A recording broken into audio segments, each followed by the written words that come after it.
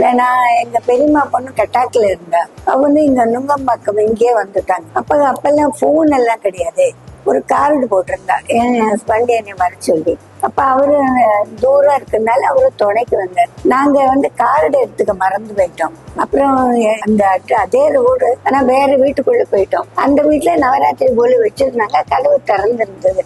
அந்த வீடு தான் போட்டுன்னு உள்ள போயிட்டோம். உள்ள போனா உள்ள பார்த்தா யாருமே தெரிஞ்சவங்க இல்ல. தெரிஞ்சு போச்சு தப்பாட்டு. ஆனா அவங்க அன்னைக்கு வெள்ளிக்கிழமை.